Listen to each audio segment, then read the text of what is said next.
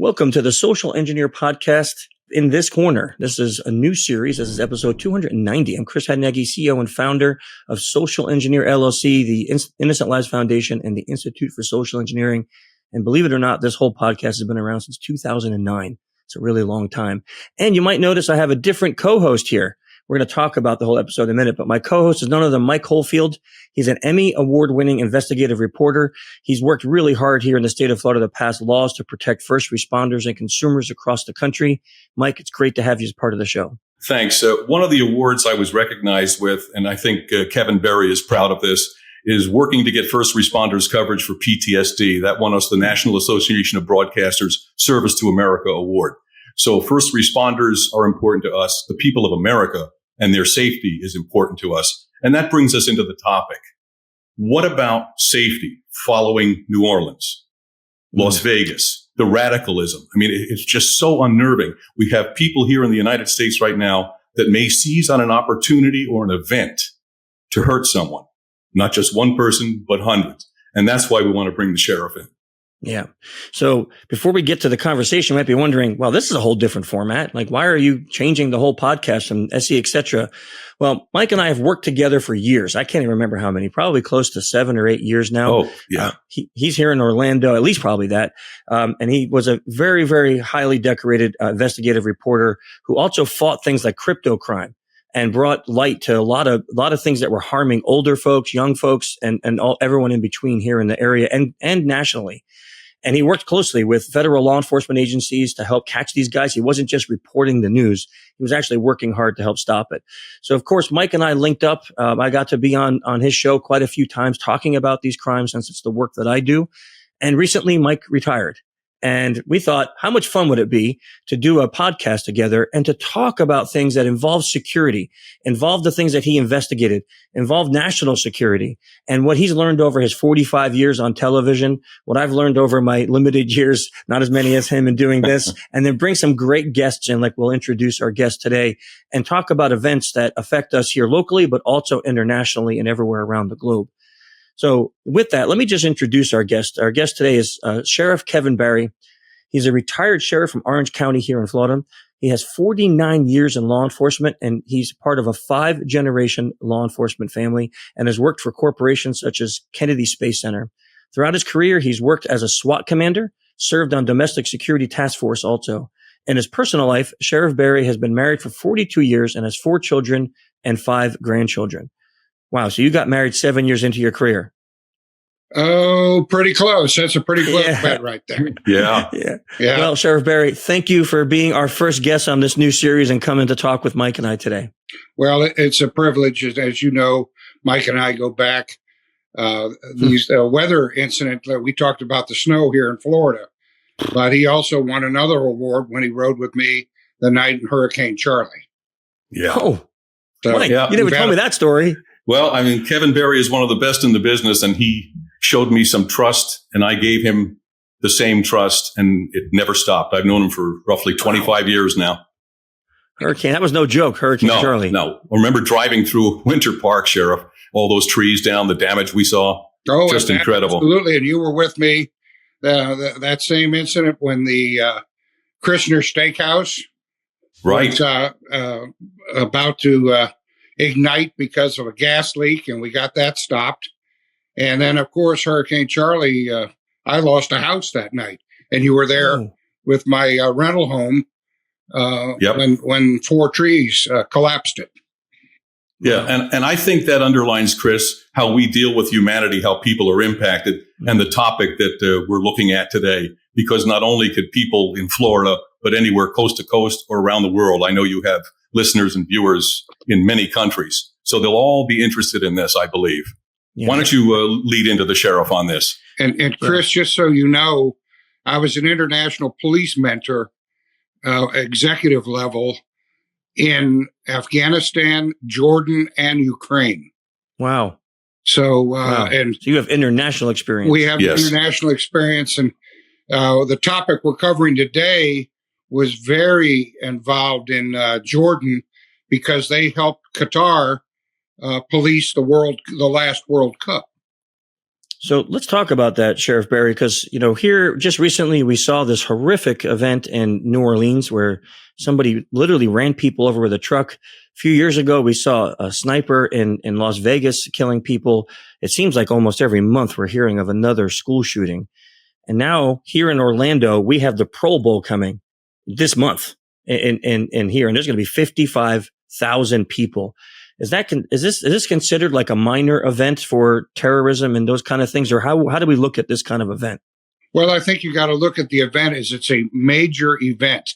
You're policing a major event, especially when you're connected to any of the sports venues, and the NFL is a major sport venue. So there's a lot of things that you have to do to properly prepare for it.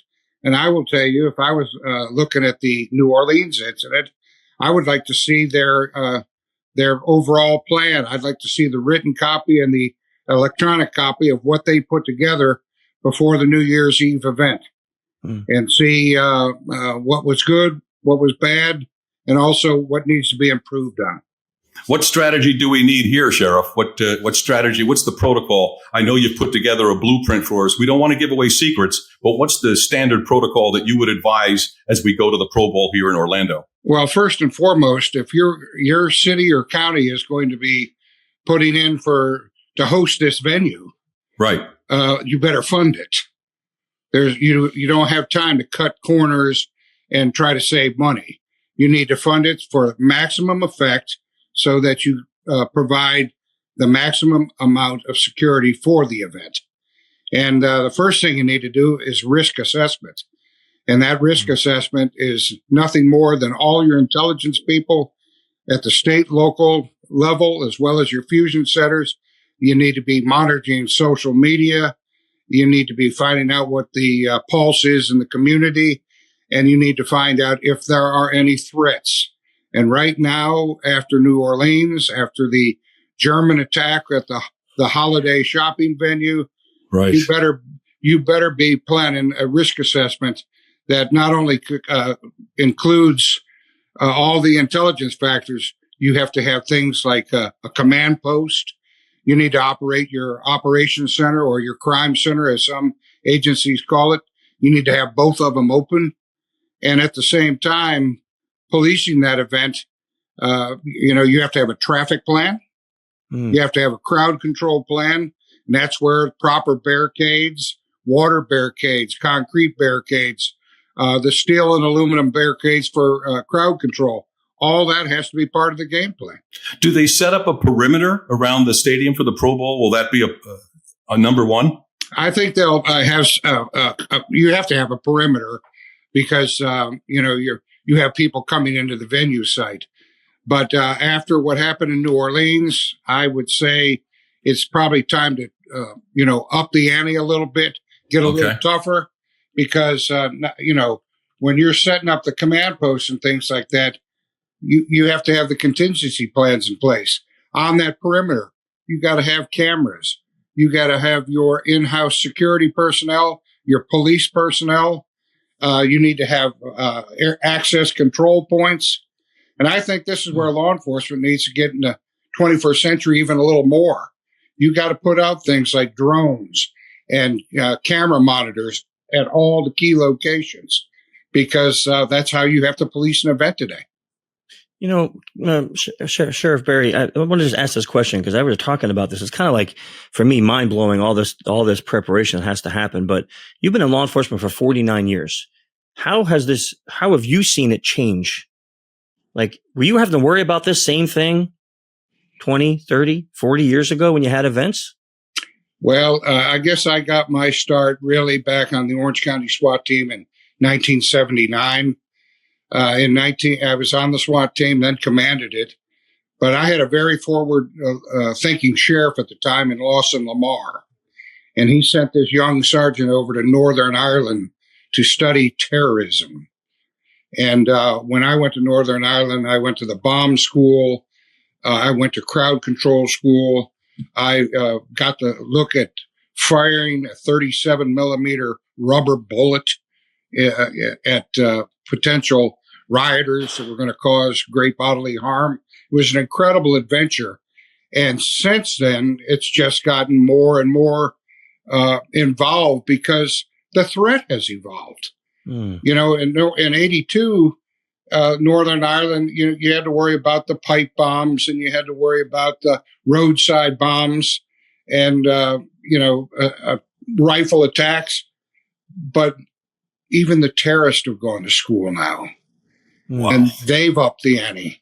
And just like in the Boston Marathon, the cops there were, placed up against a very tough situation. They had the pressure cooker bombs, but they also came about a new pipe bomb that was, an elbow pipe bomb.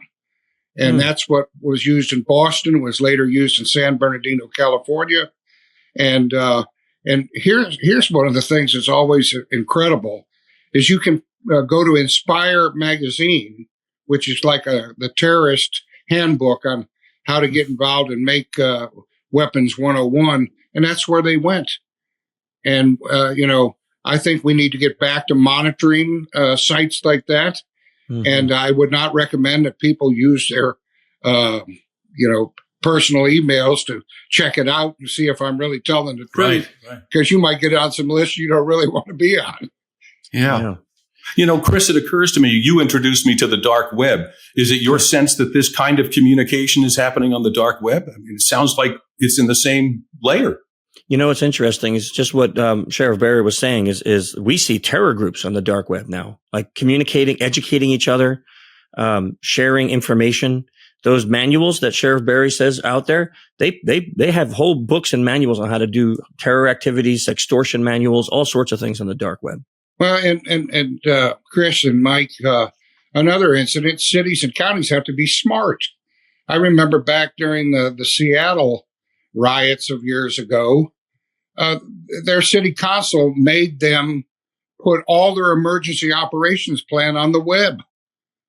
And so the terrorists knew exactly what was happening. They were monitoring the radio channels. There was no encrypted radio. And they knew what the cops were going to do and what the fire service was going to do. And then they started throwing petrol bombs at the cops. And who gets fired is the police chief. Yeah. Chris, are you seeing that out there? That intel is out there right now as we speak? Sadly.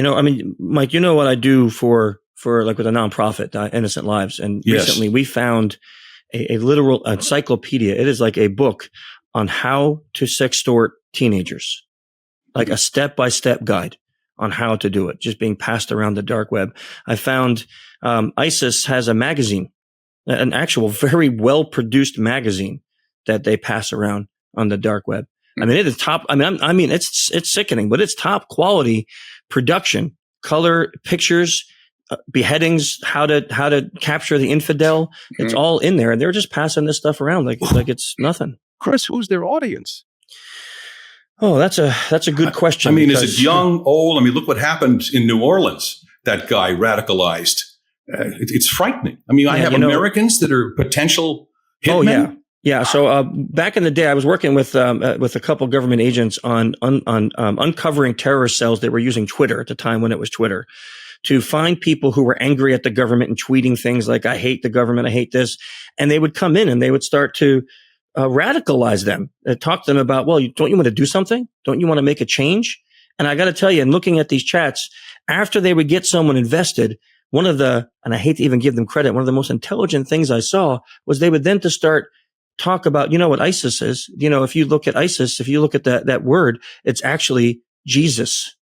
If you can look at it, the history of it is Jesus. Yes. And they would use Christianity to now solidify that link between them and say, well, I'm a Christian. I want to fight for my country. I need to change it. And that's how they would get these young men and women. And some of them, the women especially, flying over to what the heck? Like, if you join ISIS as a woman, there's only a couple of things that are going to happen to you. Right. And and they would have these women from Germany, US, UK, just flying over. And this is all done over the internet and the dark web. So, Sheriff, that's the other layer to what you're looking at as the professional. You've done this for nearly 50 years now. Good Lord. I mean, is that what we have to watch out for with the Pro Bowl in Orlando, in the Super Bowl, Detroit Tigers, Major League Baseball, all of that? Oh, absolutely. I think that there needs to be more active planning by law enforcement and first responders for any event. And we used to put the caveat that it needs to be 500 people. But Mike, you remember when the Ku Klux Klan was going to protest in Maitland at the Jewish Community Center. Yes, sir. That turned into about 4,000 counter protesters who turned it into violence. So, what a law enforcement head of the agency needs to do is when there is an event, they need to do a full workup. Now, do you have to have credentialing for 500 people at the band shell at Lake Eola Park in Orlando? No, but you have to have a plan in place. You probably ought to have some drone activity so you're monitoring the crowd. And but then, if you're going to host World Cup, NFL, NASCAR, a lot of people forget about NASCAR. That's 250,000 people on a weekend. Yeah. And I give NASCAR a lot of credit because I worked with then Sheriff Ben Johnson, and now you have Chitwood over in Volusia County. They're very squared away on this stuff. Yeah, and they know how to do it. They've got a command post that is running the event, but they have another command post inside the event. And at that command post, you just don't have cops. You need to have not only the police, you need to have fire. You need to have your emergency management. You have to have your NASCAR people if it's a NASCAR event. NFL, Major League Baseball, Major League Soccer, they all got to play. And there's a little more to this than just meets the eye. You got to make sure that at that event, all your evacuation plans are in place. And, they need to be updated and made sure that they're where people can see them. But if something happens, you also have to have an evacuation plan so that you can get people out to safe areas. And then one of the things that I think law enforcement and fire are starting to really do well is at these events, they're setting up a thing called a rescue task force. Chris mentioned active shooter. I teach active shooter for C3 Pathways and NCER. And they're a very outstanding group. National Tactical Officers Association has said they're the number one in the country. Kudos for them. But they set up a rescue task force. This is cops and firemen going in and making sure they are addressing two incidents or two situations. The first one is your contact teams have to stop the shooter, stop the dying. But the second thing is the clock. And that's what those rescue task force do. The rescue task force is the fire and cops working to stop the dying and the bleeding and getting them to the ambulances and later on to the hospitals. And at the same time, you have to have not only an evacuation plan, you got to have a medical plan. Right. And you can't do that alone. You got, one of the things at Pulse that was not good is poor ORMC, which is the number one trauma team or center in the whole area. They didn't know what was happening until everybody started dropping them, dropping the people off at the front of the hospital in the pickup truck from the Orlando Police Department. Yeah, I covered that. It was awful. Awful. Sheriff Beary, we're coming up on the time where Mike and I said we were going to try to keep this as a nice news segment. But I really think we have to answer a couple of questions before we do. The average person listening to this is not a police officer. They're not a federal agent. So I'm just a regular guy going to go to the Pro Bowl. What advice can you give me to keep me and my family safe from all these situations that you're saying? Like, I'm not going to be in control of barriers. I'm not going to be in control of first responders. I'm taking my kids and my wife to go see this football game. What do I need to watch for? What do I need to be thinking about? How do I keep my family safe? Well, one thing that I think law enforcement ought to start doing a little more is they probably ought to have a website, or the event should have a website, and they need to let it be open for the public to see what do you need to wear, what's allowed in, what's not allowed in. That way you don't get into any situation where you're having to hassle because you brought in a cooler or a binocular case that shouldn't have the alcohol in it and things like that. Right. So, check the website out And they do this at the State Department. When you travel to say, if you're going to go to Turkey, they give you a travel advisory. Maybe what law enforcement needs to start doing on this risk assessment is putting that out at the event. And so people can check it out and say, hey, we've had some car burglaries in the area, but there's no gang activity. We've got no threats. But if you see something, have the telephone and say something. Mm-hmm. Because, a lot of times, more than the cops really want to admit, it's the citizens that see it, and the citizens are reporting it. And that's the reason why the cops are able to catch them in the first place. Mike, I want to ask you too, because you've been reporting on these type of events for almost your whole career. Sure. What advice would you give to the average person to take to keep them safe? I think the sheriff's, the number one thing we have to underline is see something, say something. I did a little homework on this, and the sheriff alluded to this. Let me put my glasses on so I can read this. Coolers, unless medically necessary, prohibited. Briefcases, non-clear backpacks, fanny packs, cinch bags, diaper bags, prohibited unless medically necessary. Non-approved seat cushions unless medically necessary. And I could go on, and here's why. You don't want to be stopped. You don't want the inconvenience. Safety first. Know where your car is. Know where your family is. Stay together. If you see a problem, law enforcement is there for one reason, to make sure the event goes off without a hitch. I want the Pro Bowl. We all do. We want it to be a great event for the city of Orlando. We want everyone to be safe. And as you mentioned, 55,000 people will attend. Now, it's not an NFL football game. It's flag football, but people love those stars, and they're going to pour in to see it. And where else but Orlando? That's why the NFL chose us again. We had it last year in 2025. So that's the thing. Stay close to the family. Know where your car is. Know where your loved ones are. Don't bring in stuff that you know you're going to get stopped, because that's a hassle. You'll go through, you'll enjoy the game, and we'll have a great day. And if I can add one thing, Chris, if you're taking the family and they have cell phones, have them bring them. And if they're going downstairs to get a hamburger, a hot dog, and you don't like it's taking a little too much time, call them, check on them, get a briefing. I think it's that way we have to start getting back and getting engaged, not only as parents, but we need to start engaging as a community again. For too many years, we've been browbeat to not do intelligence-led policing. We've been, defund the cops. Well, those days are over, folks. It's time to get back in the helm, and we need law enforcement leaders to be law enforcement leaders and plan for these events properly, not just look the other way. And like I said when I started, I sure would like to see that overall plan in New Orleans. Yep. I think that would be very telling.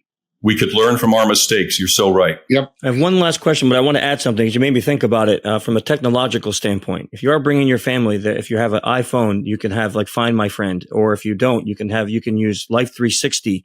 Right. I know the teenagers are going to be going, I don't want to be tracked, just for the event. Okay. You could take it off later, but share your locations with your family and friends. Because if something's happening and and everyone's running and nervous, you're going to want to be able to locate your family and friends with their cell phone. But Sheriff, I want to ask you one last question. Both you and Mike gave the advice, if you see something, say something. Who do we say something to? Let's say I see something. Who am I calling to report that? Well, a lot of times you're going to get a dispatcher, but so you're calling 911? Is that what you're saying? There are times you'll call 911 or you'll get put to the non-emergency line. But what I would do is stress the importance of why you're calling. I'm at the football game. There's some suspicious activity going on around Gate 6 at the Citrus Bowl, which is in Orlando. Mm-hmm. And this is what's going on, and I need one of the law enforcement officers assigned to the event to come over and check it out. I think if they go ahead and take the time to stress why they're calling, it's a good thing. Let me tell you, the suspects, the man and woman that killed all those people in San Bernardino at the hospital Christmas party, they were building the pipe bombs at night and banging around at 2:00 in the morning, and people heard them do it. But that was during the time that we get too worried about, well, I don't want, this is nothing political. I have many, many Muslim friends. But at 2:00 in the morning, when you've got banging around and it's metal on metal, somebody ought to be checking that out. But people were made to feel afraid. Yeah. And it is time to wake up after New Orleans, after what happened in Germany. And look at Butler, Pennsylvania. That's a classic event. So it's time to wake up. It's time for the cops. Don't put the handcuffs on the cops. Let them go out here and do what they got to do to plan for it properly. Well, this is great advice. Thank you, Sheriff Beary, for coming on the show. I mean, I think anyone listening to this, whether you're going to the Pro Bowl or you're going to another event, I think this is amazing advice and tips, and really opens the eyes into how much work it takes to secure one of these events. So thanks for helping Mike and I with that today. No problem. Mike, I think this is a good new series. I think we're going to have a lot of fun. We're going to be bringing some good light to people. Well, it's been a pleasure working with you all these years and 25 years with Sheriff Kevin Beary. That's why I wanted him on as our first guest, especially with the Pro Bowl issue that we're talking about. One edit, it's not in the corner, it's in this corner. And in this corner today, ladies and gentlemen, was your safety and one of the best in the business, Kevin Beary, who's a friend and one of the best law enforcement people in the country. So I'm really excited about this. Thank you so much for allowing me to be your co-host. I think we're going to hit a home run ball all year. Well, Chris, Mike, anytime you need me, let me know. And the bottom line is, I'll tell you, when Chris said that you were involved in all the cyber crimes, I used to get tagged by those people trying to steal my information. Well, and I called Mike because he had better that's it. than me. And I usually called Chris. And what was, I remember I told Mike this story. All of a sudden I got an email one day that said, "You're going to Gatlinburg, Tennessee. You just bought a brand new, chalet or whatever it was." And I said, "I didn't buy anything." And by the way, we contacted the Tennessee authorities and they put the people in jail. So it can't happen. But I hope with this AI stuff and all that's going on, I hope they really tighten down on this stuff. So good, honest citizens, and especially our kids and our seniors, don't get taken advantage of anymore. I'm tired of the bad guys winning. The good guys need to kick a little butt. Amen to that. Yeah. Good. Well, everyone, thank you for joining us for our first episode of In This Corner, and we hope you stay safe until next month. See you.